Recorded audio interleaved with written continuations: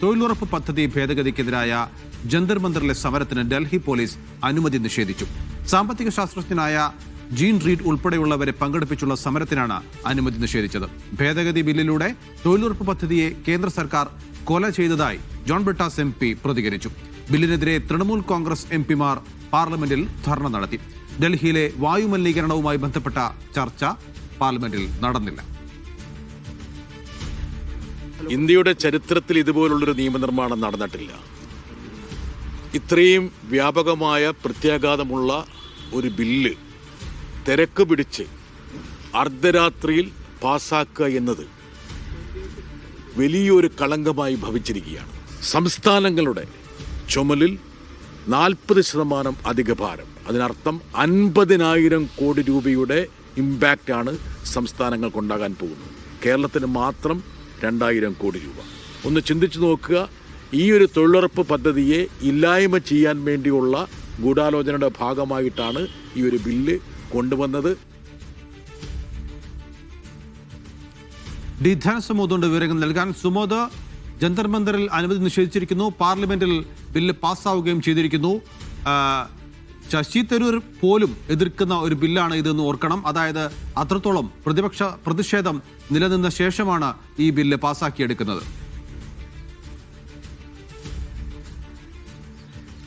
നൗഫൽ, നമുക്ക് ഈ നിമിഷത്തിൽ പങ്കുവയ്ക്കാൻ പറ്റുന്ന ഏറ്റവും പുതിയ വാർത്ത, പാർലമെന്റ് ശൈത്യകാല സമ്മേളനം അവസാനിച്ചിരിക്കുകയാണ്. നേരത്തെ നൗഫൽ ചോദിച്ചതുപോലെ തന്നെ വലിയ തരത്തിലുള്ള പ്രതിഷേധമാണ് ഈ ബില്ല് പാസ്സാക്കിയെടുത്തതിലുണ്ടായിരിക്കുന്നത്. കാര്യം ഇത്രയും ദിവസം ഉണ്ടായിട്ടും ഈ അവസാന നിമിഷം പാതിരാത്രിക്കാണ് ഈ തൊഴിലുറപ്പ് ഭേദഗതി ബില്ല് ഉൾപ്പെടെയുള്ള രാജ്യത്തിൻ്റെ ഏറ്റവും പ്രധാനമായിട്ടുള്ള, രാജ്യത്തെ ഏറ്റവും നിർണായകമായി ബാധിക്കുന്ന ഈ ഒരു ബില്ല് പാസ്സാക്കിയെടുത്തത്.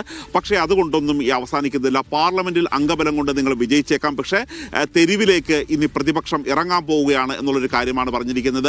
മല്ലികാർജ്ജുന ഖാർഗെ പറഞ്ഞിരിക്കുന്നത് ജയിലുകൾ നിറക്കാൻ തയ്യാറായിക്കോളൂ എന്നുള്ളൊരു കാര്യമാണ് പറഞ്ഞിരിക്കുന്നത്.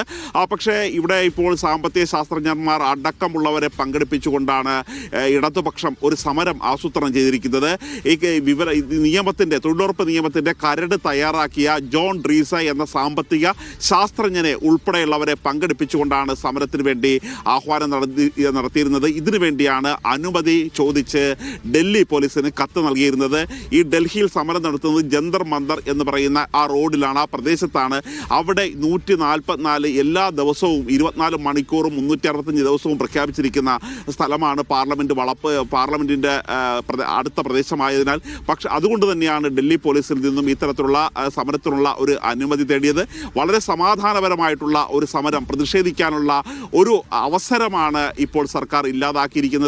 ഈ സമരം ഇല്ലാതാക്കിയത് കൊണ്ട് ഇത് സമരം അവസാനിക്കില്ലെന്നും സ്ത്രീകൾ ഉൾപ്പെടെയുള്ള തൊഴിലുറപ്പ് തൊഴിലാളികളെ പങ്കെടുപ്പിച്ചുകൊണ്ട് വളരെ ശക്തമായ സമരം തന്നെ മുന്നോട്ട് പോകും എന്ന് തന്നെയാണ് നേതാക്കന്മാർ ഇപ്പോൾ അറിയിക്കുന്നത്.